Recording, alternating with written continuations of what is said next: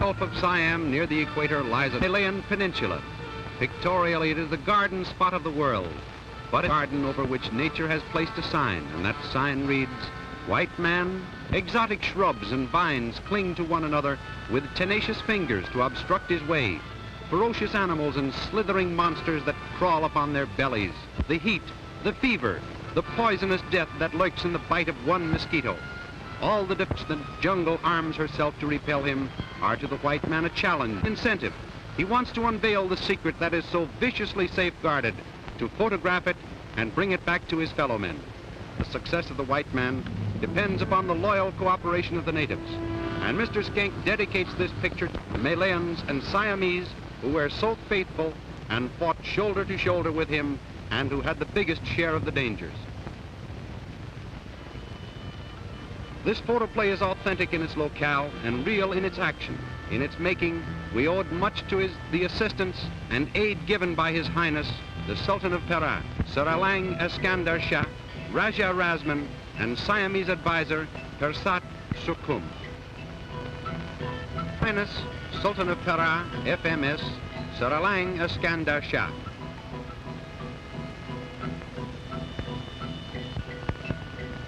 Mr. Harry Schenck.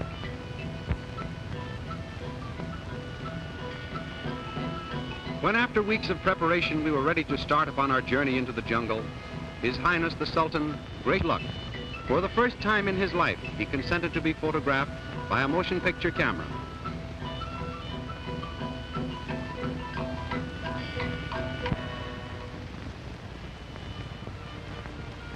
Miss Joan Baldwin, a British scientist, was going with us. We thanked His Highness for his courtesy and cooperation, which made our expedition possible, as it was he who supplied the elephants and men. His Highness warned us of the dangers of the Malay jungles, and then in his beautiful English, bade us farewell and assured us of cooperation.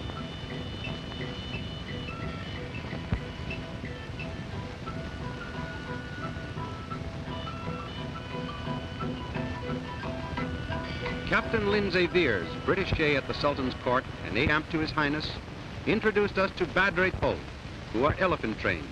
Badre was a college-bred boy who also acted as interpreter on our expedition.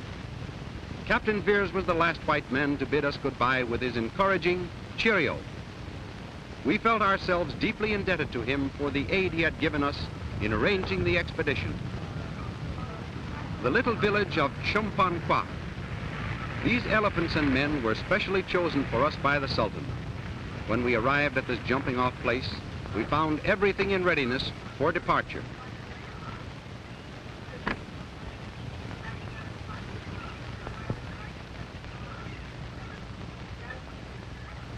Ali, a native boy, was all smiles as he met her for the first time. Madame, this little convent-bred girl, a beauty of her race, answered to the name of Beware with those eyes. The servant problem solved, Badre then introduced us to our #1 gunner, Captain Nancy, the best shot in the East. Our #1 native.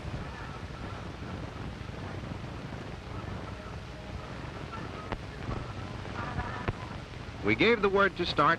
The hunt was on.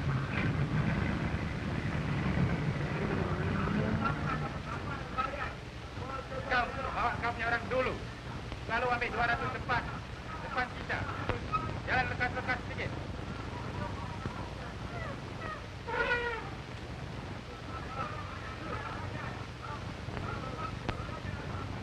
Our train consisted of 50 of the best elephants in the country.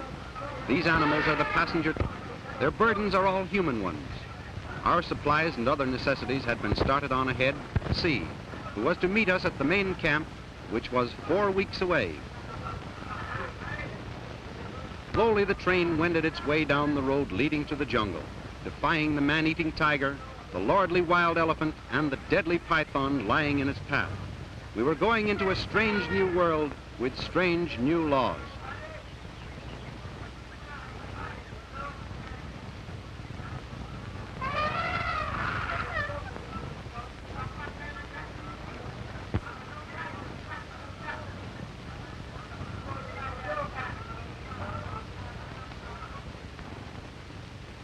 The main wagon train had started 2 weeks ahead of us and were taking the roundabout and safer route.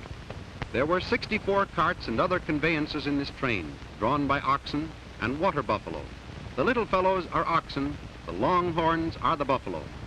This train followed the horsemen who were a considerable distance ahead of them. The country here was comparatively tame. The wagons averaged 300 to 500 pound loads. Just off this road, the jungle starts. The thoroughfare might aptly be named a highway to hell. Here is the first river crossing encountered by the wagon. The captain warned the drivers, if the oxen went too low in the water, to tie their heads up to the carts, also to beware of crocodiles.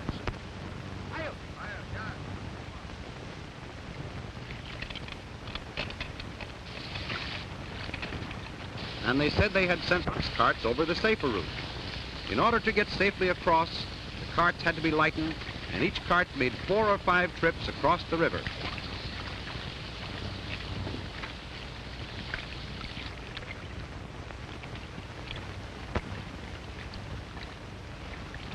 This could hardly be. We still insist it wasn't such a safe route, but then maybe we're wrong.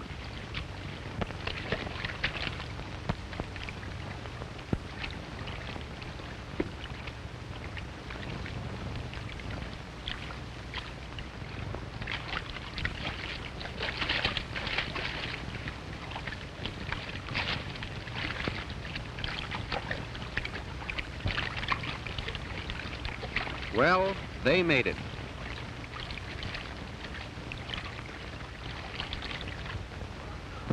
Leaving the road, the elephant through the center of the jungle.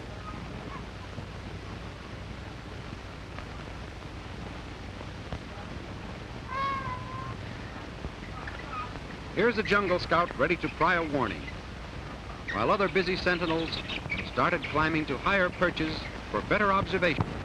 A snake in the grass. But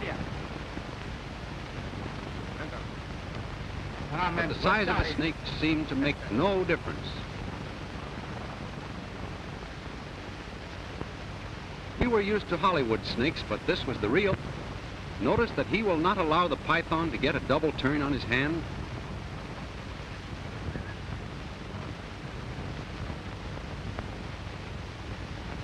Mr. Skink gave orders to keep the python, but not in his tent.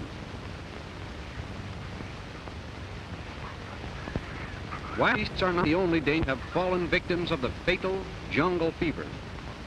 Its symptoms are somewhat like those of our influenza.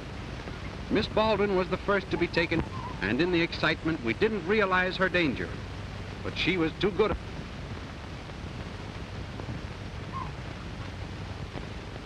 During the previous night, all the beaters had been sent out over a 5-mile spread, ready for the signal to start the drive. Our cameras had been cleverly camouflaged behind screens of shrubbery. Other photographers had secured themselves to platforms in high trees. When the signal was given, the 5-mile-wide circle of beaters started to converge toward our cameras. Every animal within the circle was driven toward us. The hunt was on. It was not a hunt to kill. The gunners were instructed to use their weapons only for the defense of themselves and cameramen. With this sort of noise, no wonder the animals were on the move.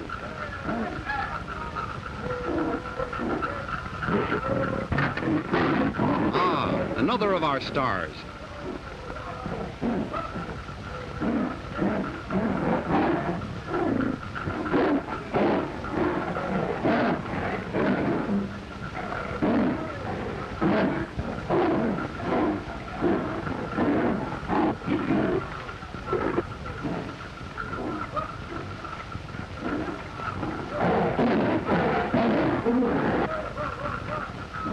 Step by step, we made our way through to our other cameras.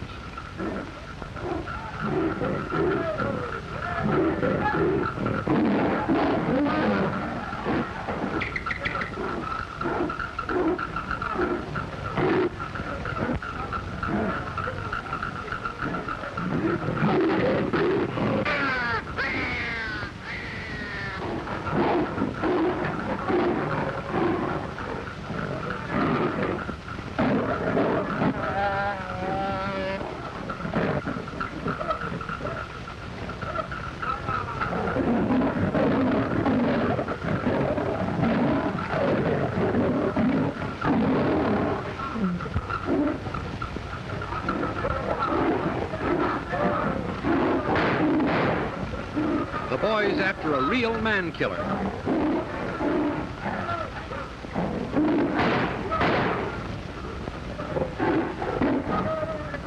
He had killed a native and was doomed to die. It is the custom of the jungle to spear any ant that has killed a hunter. What a rug this fellow made. But wanton killing was not the object of the expedition. They did it simply to survive.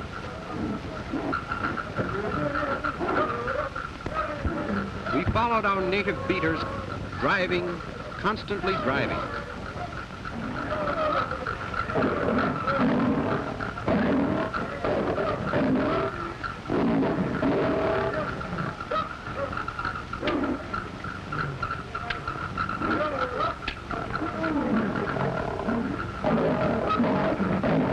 Who said a tiger won't climb a tree?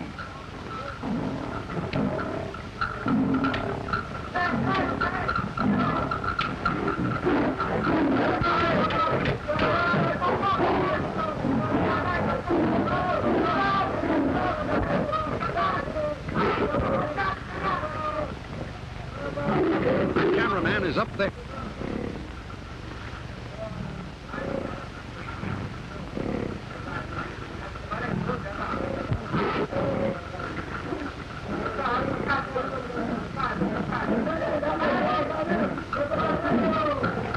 But the cameraman didn't come down. It was too good a spot for pictures.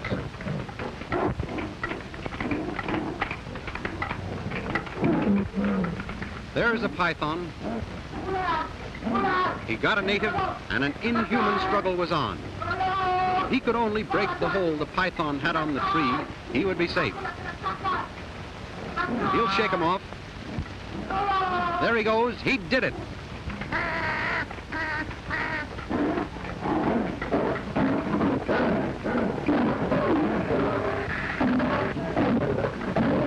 These boys decided to move their camera to a better spot. They were building a foliage screen for themselves, but there's no protection against a spotted death like this. We told best shot in the East, look, it's still breathing. If you think you're a good shot, the jump you find out, because if you miss, you'll never live to tell it.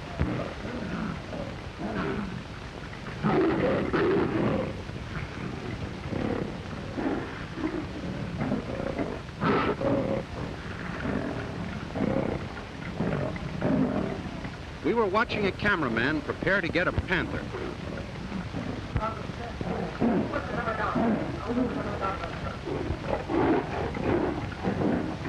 There he is, the most treacherous and hateful thing that lives.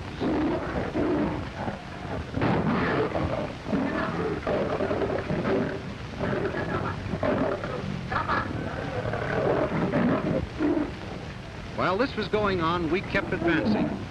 We would have liked to have directed this scene, but nature handled it.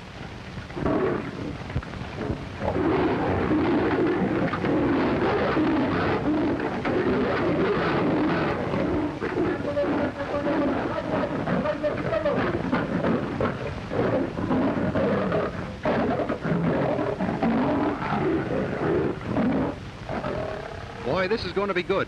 Watch. He had to do it that way. The leopard was coming at him.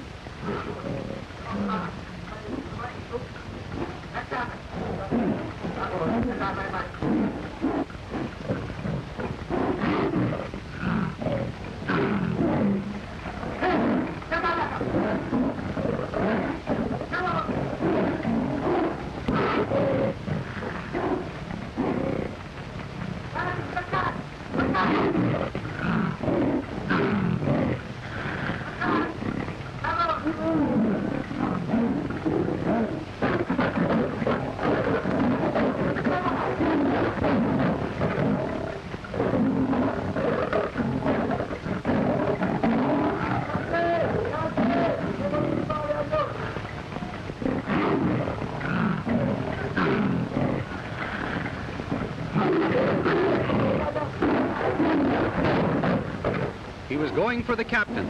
Short-range shot, made it again. A kill worthy of any trophy room.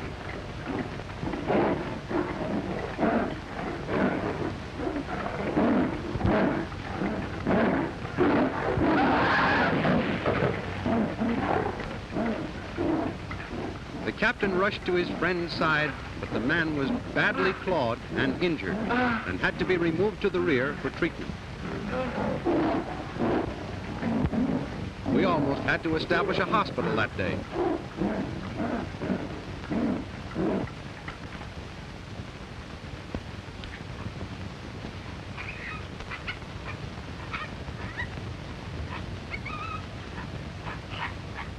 Having heard that wild elephants had been seen some miles away, we were off to see the largest herd on the peninsula. It was necessary to keep our elephant train a few miles away from the wild herd, as we were afraid they might revert to the primitive. There they are, some more of our stars. There must have been 400 wild elephants in that herd. One would imagine that they would destroy everything underfoot. Why imagine it? They do.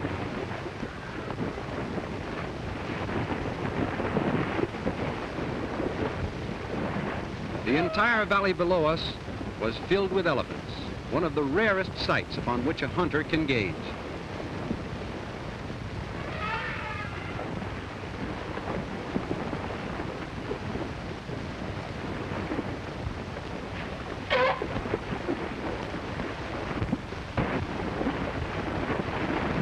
Look at that big one, milk ads.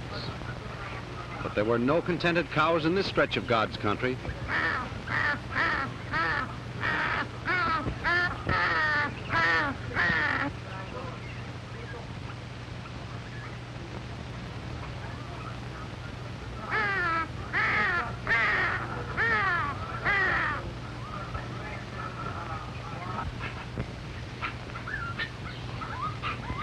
There's a peninsula. This is not the statue.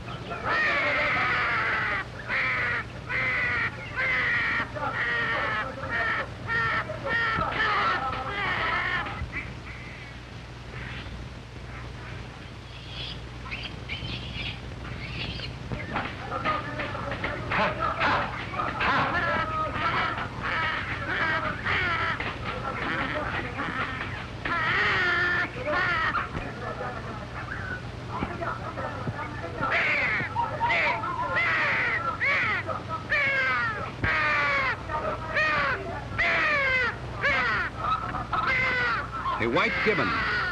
That's too bad. It looks like this baby will be sitting on a hand or soon.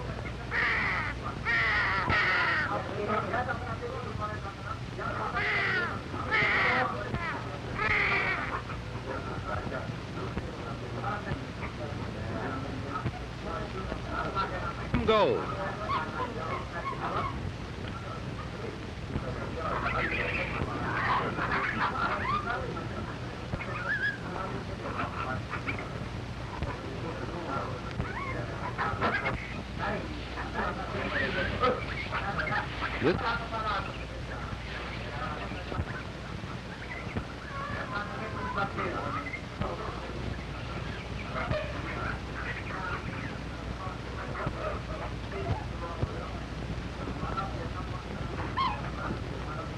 And covered with fleas.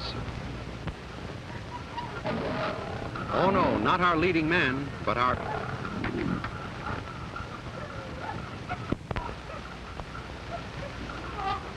More stars. This is strictly a pre-prohibition picture.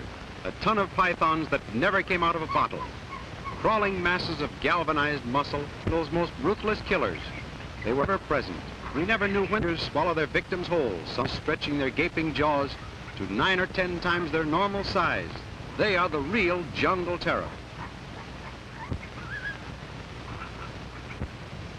A python out for a kill.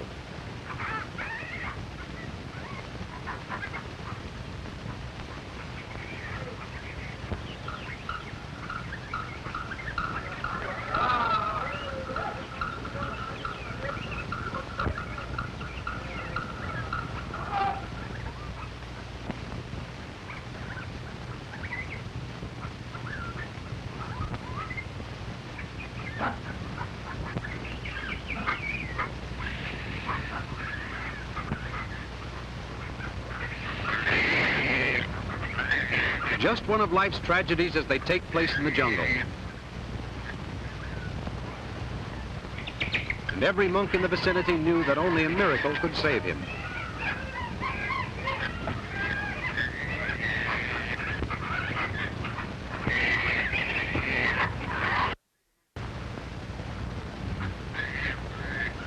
The natives rescued the monkey before the python had a chance to crush it. It was later adopted by Mr. Skane.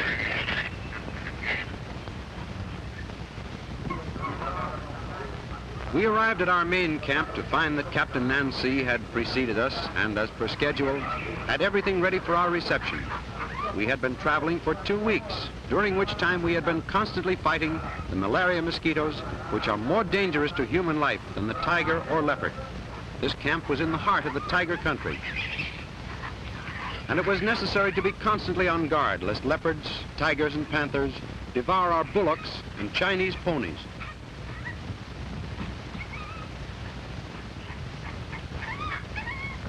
Hunters were preparing for the big drive which was to start the following day.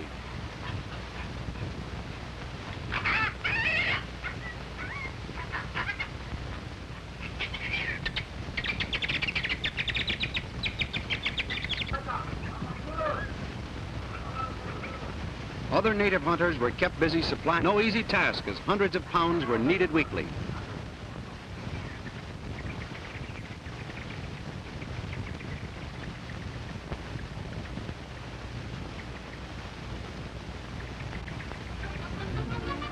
From the time the trip began, this baby elephant had never left its mother's side.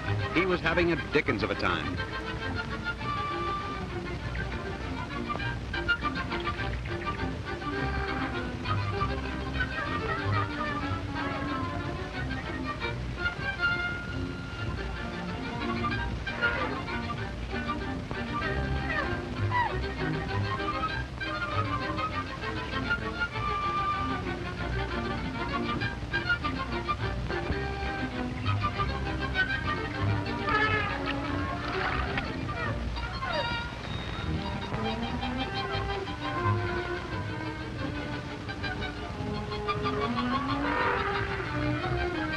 Hoopla, Ouija, here we go. The last one in's a so-and-so.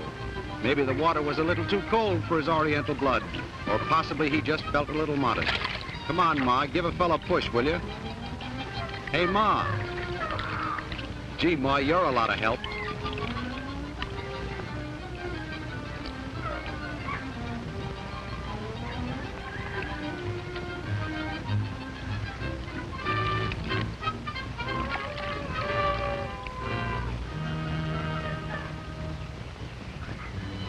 Jungle or no jungle, this fellow Dan Cupid manages to get around most everywhere. Boy and a girl, she was saying no, no, no. The still black mantle of the jungle had spread itself. Dangerous things were creeping in the gloomy shadows, but they could not affect this boy and girl. He was telling her of the cute little thatched cottage he would build for her. These two young souls brought together for the first time on this trip were finding one another. Love was being born.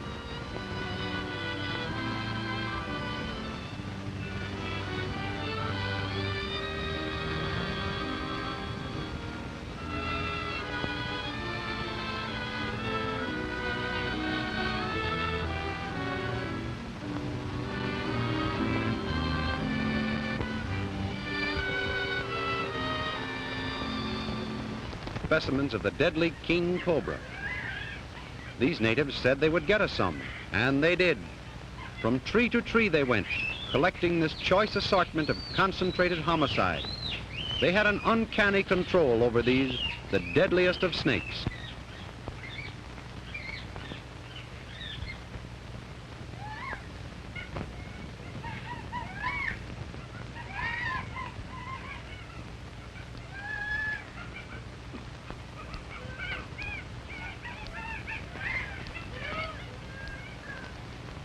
Without disturbing them.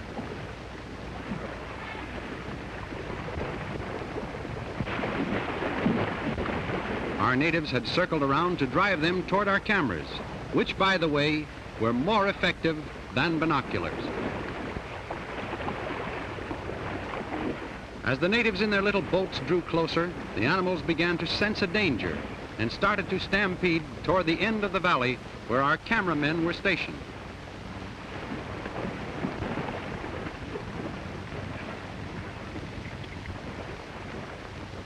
These men were trying to break the herd up so they could get close to the individual elephants.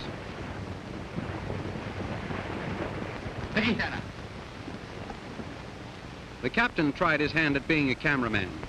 He started out okay. Wild birds will only alight on wild elephants, shunning tame ones. Of course, the birds don't do this just for the ride, but the food they find on the elephants, the dining cars of the jungle. A white elephant, a sacred animal and very rare. This was probably the first time one had ever been photographed in his native haunts. The sight of him had a powerful religious effect upon our natives, moving all of them to fervent prayer. We had to be content with a distant view of him. We had a glimpse of the domestic life of the elephant. Their living room is knee-deep in water, but you mustn't mind that. Come right in and make yourself at home. These beasts are very friendly and tame until aroused.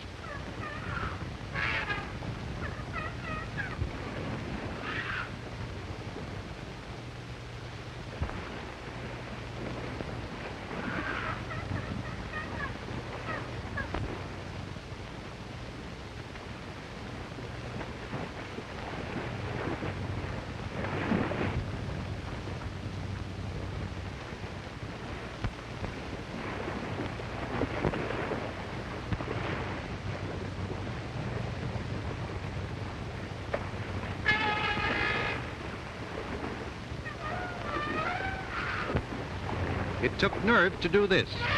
It's one thing to chase an elephant, but it's an altogether different matter when the elephant chases you. The boys are getting away with it for the time being, but wait.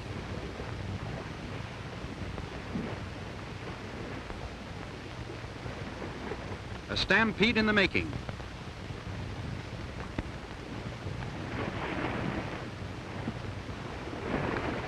There was something in the air that spelled trouble.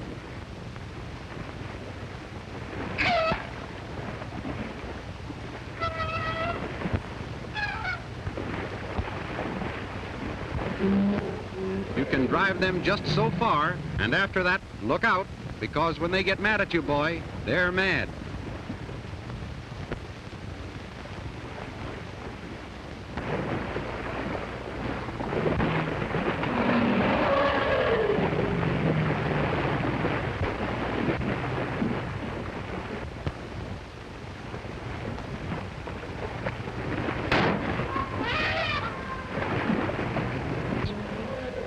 Such unadulterated nerve. Imagine fighting Jumbo like this with a couple of spears.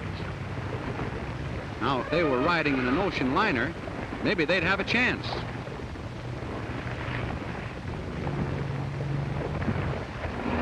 Uh-oh, that's that.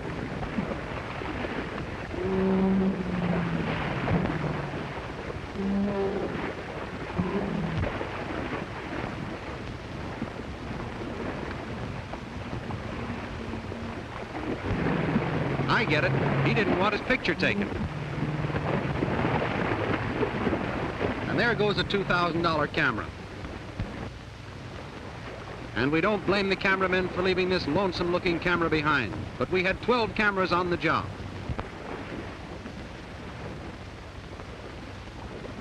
Our scouts brought news of sledangs in the offing. We immediately ordered everybody to the elephant train, for the sledang has been acknowledged by hunters to be the 100% big game animal of the world. We left the elephant country and entered the hunter's paradise, the fertile valleys that are the home of the sledang. The name is S-L-A-D-A-N-G, sledang, and he has the reputation of being the most unapproachable animal in existence.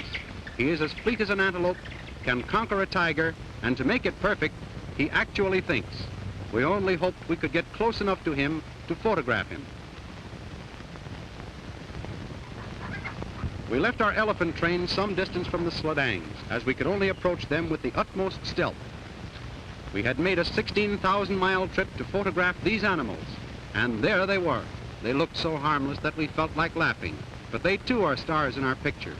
It seemed to us that it would be a simple matter to walk up to one of those cows and milk her, but then we remembered that few zoos can boast of owning a sledang, and it is seldom indeed that one of these animals' heads will be found in a trophy room. The beasts are too cunning for the average hunter. Of course, we're not as close to them as these pictures make us seem. It was only through the use of high-powered telescopic lenses that our cameramen were able to make these pictures, and it can be plainly seen that even at a distance, the sledang knew something unusual was taking place.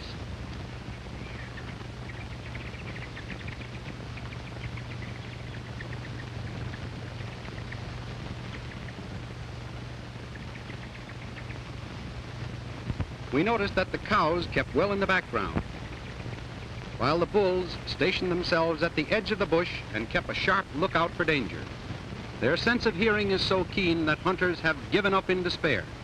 Their coloring blends so well with the background, it takes a sharp-eyed hunter to see them before they see him.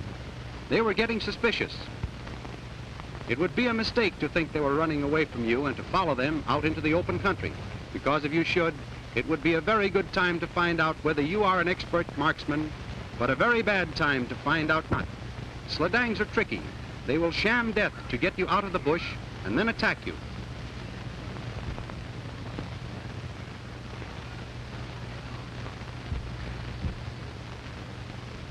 After many weeks of trailing, we finally got a specimen, but the kill was so fast that our cameraman could not photograph it.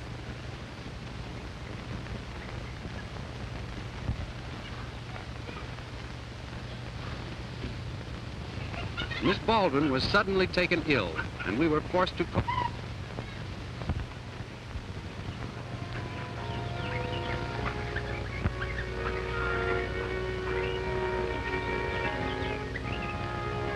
While the cat's away, the mice will play.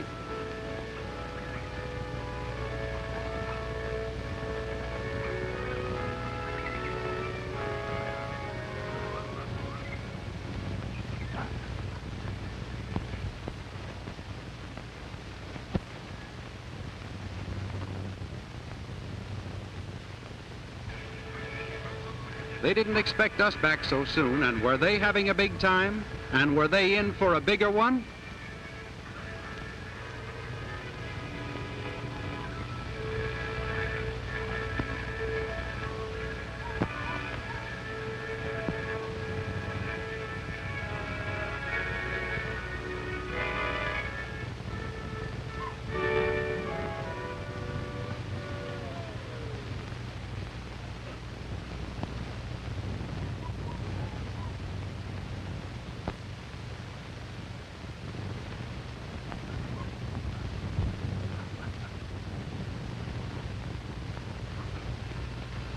Knowledge of medicine is necessary.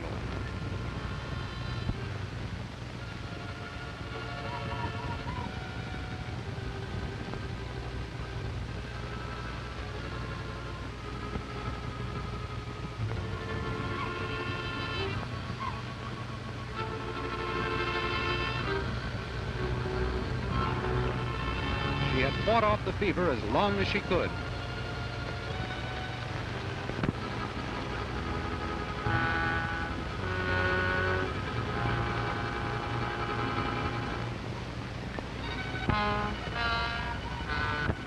Temperature of 104 to knock.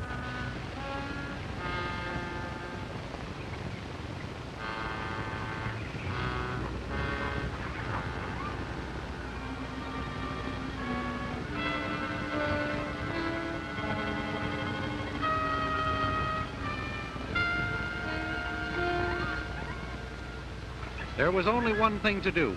We must get her out of the jungle within 10 days or she would die. To return the way we came would take weeks. Badre said there was a shortcut which was extremely dangerous, as it meant crossing the Boya River. Boya means crocodile, and the river was so named because it is alive with crocs. If the river could be cleared of crocodiles, we could get Miss Baldwin across in time to save her life.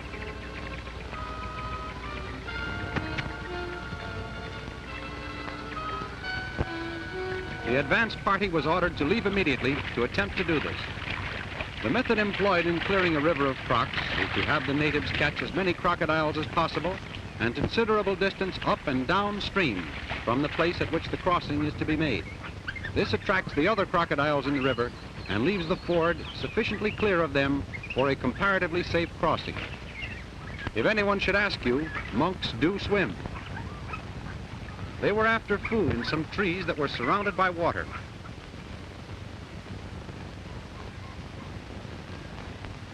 A little honey bear.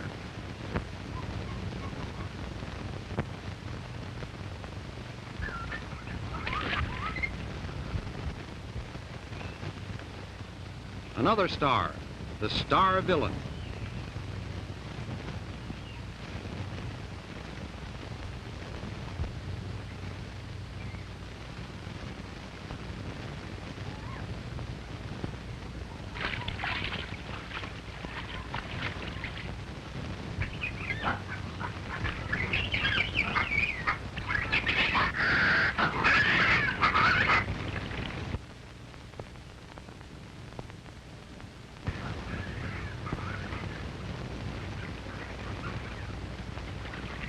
Little bear is going to try to beat the croc, and there they come too.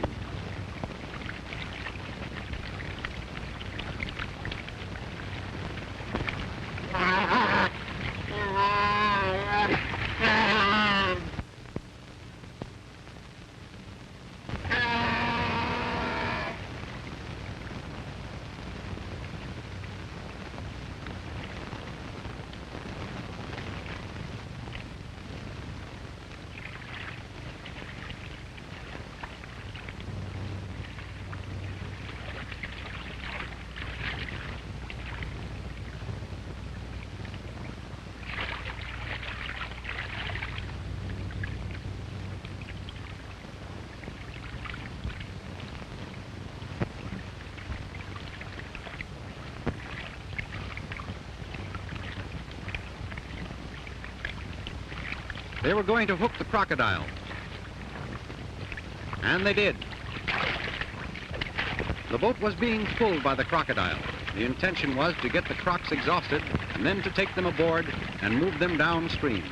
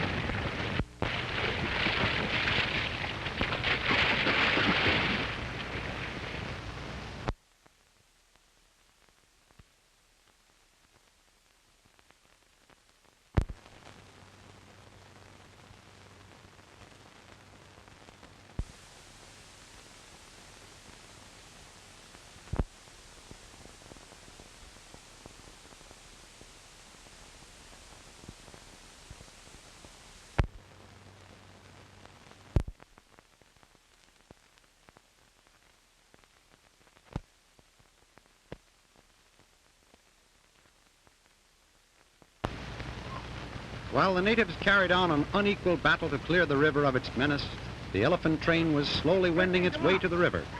Native guards were stationed along its side, ready to repel any attacks made by animals.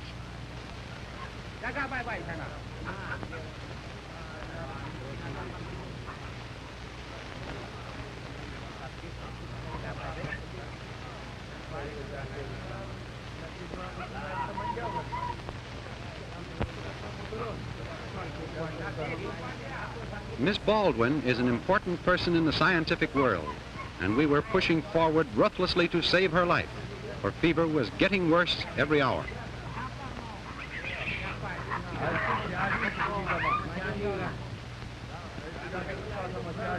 Our biggest worry was to get the elephants across the river with as little sacrifice as possible.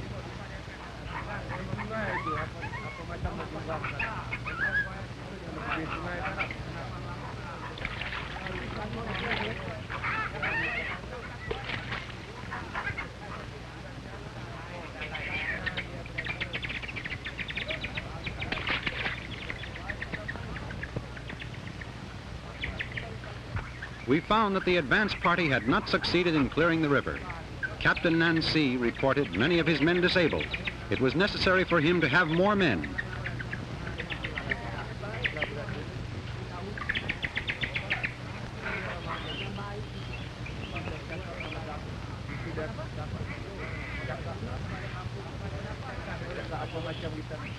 We told him to take as many men as he needed, but they must all volunteer, and under no circumstances was he to use men with families.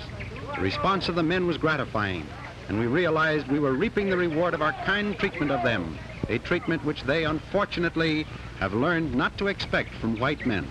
Even Ally asked to be allowed to help. He claimed to have fought crocodiles before.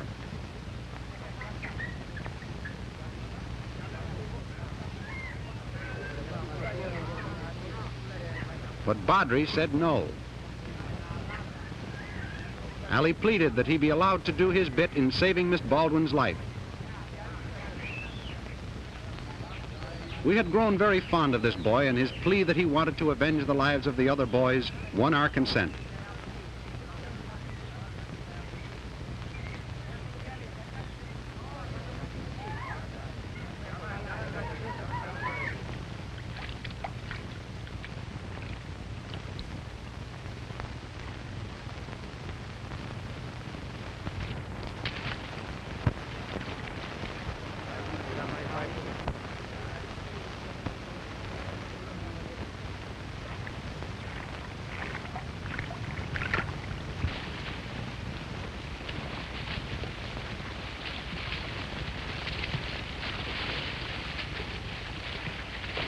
But of all the daring displayed on the entire expedition, none compared with that of these two boys.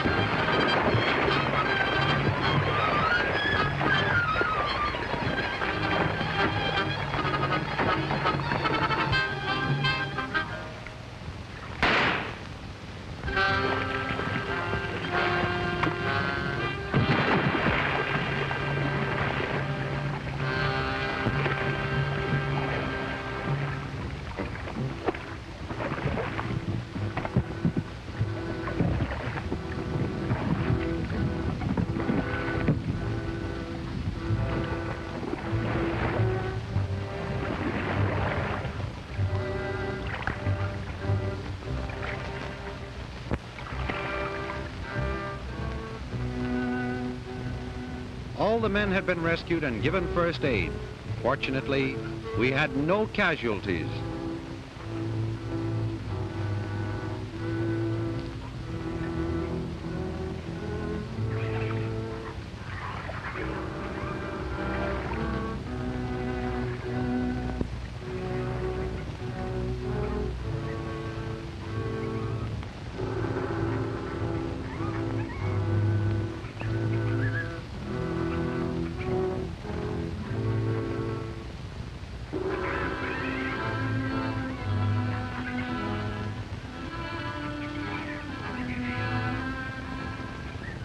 Natives in sympathy crowded around. Death was no stranger to their eyes, but most of them had grown to like the smiling youngster and his sweetheart. To Bee and the captain, Allie appeared to be breathing his last. Bee, in her anguish, screamed for someone to bring the white master.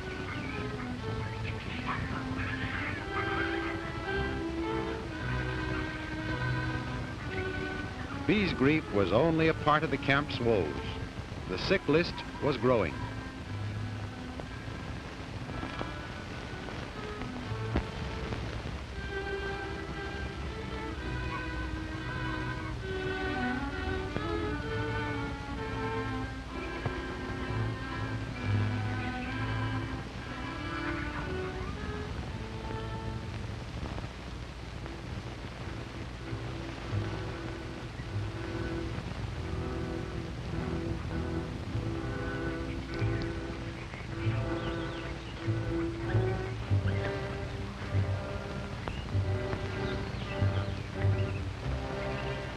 It was clear that nothing short of a miracle could save him.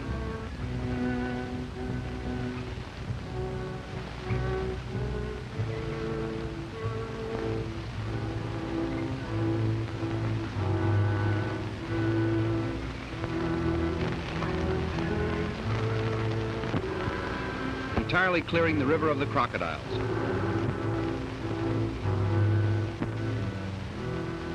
While one look at Miss Baldwin convinced us that we must hurry if we would save her life. Crocs or no crocs, we had to get across that river at once.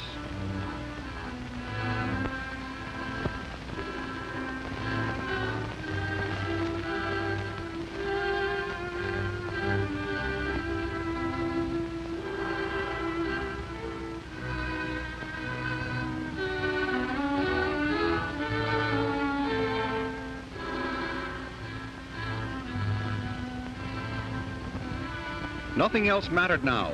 We decided to cross on the elephants because too many of the sampan boats had been turned over by the crocodiles.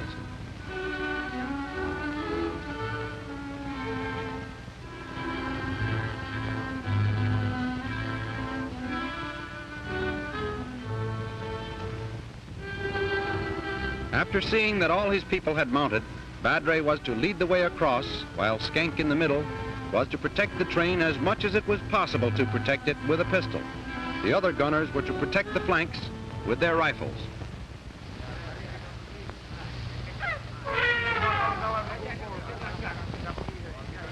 It hurt to advance, as the crossing could well cost the lives of several of our faithful boys. But there was no retreating now. Everyone in the train knew what to expect. It was not a job for weaklings.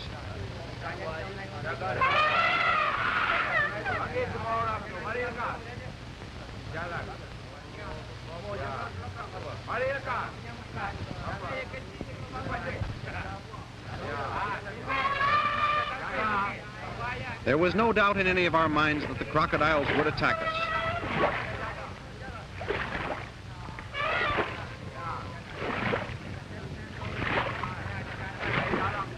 The elephants seemed to know it too. The opposite shore looked close, yet death was staring us in the face.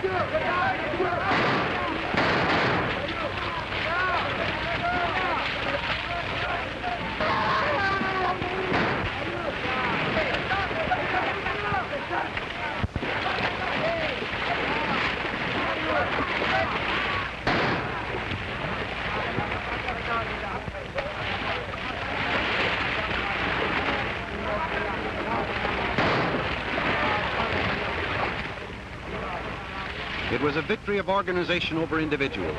Had the crocodiles been blessed with brains, they could easily have overwhelmed us by the sheer power of numbers. A short rest away from the swamp and our patient had passed the crisis.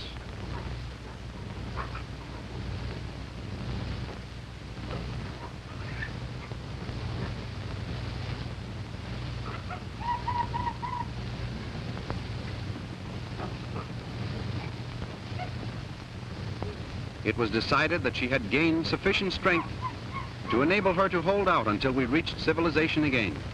Our biggest worry now was for the recovery of the boy Ali, whose injuries we blamed directly upon ourselves for having allowed him to join the river battle. Bee, with the faith of a child, had never ceased to fight and hope for the recovery of the one she loved. It has been demonstrated time and again that faith can work miracles. In this case, it seemed almost incredible, but Ali was recovering. They are a hardy people, those that live in the jungles, and apparently it takes more than a little mauling by a crocodile to kill them. Besides, Ali didn't want to die just yet. Why, he had a date to the sweetest girl in the Malayan Peninsula. Most of us owe a lot to the prayers we have said, and many of us lay our misfortunes to the prayers we have failed to say. Who shall say that this girl's simple faith in the power of the Supreme Being to take away life, to create or destroy us, was not the moving factor that brought her loved one back to her from the portals of another world? Certainly she and Ali have never doubted it, and they are happier for it.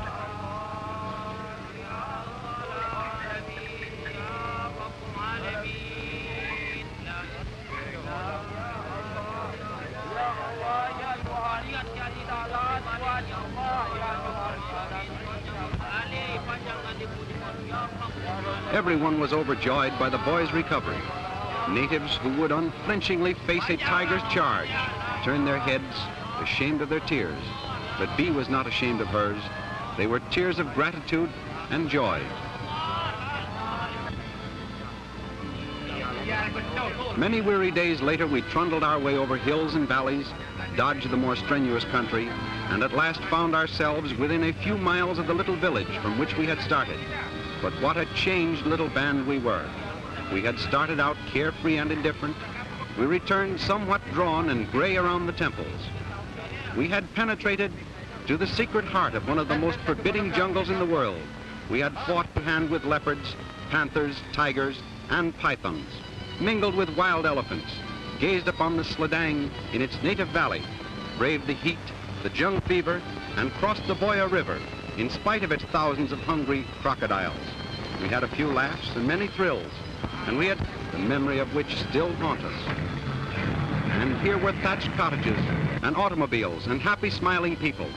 Home was the white man, home from the jungle, and the picture hunter, home from hell. And so we bade Ali and Bee goodbye. They wanted to go to Hollywood, but we advised against it and suggested they marry.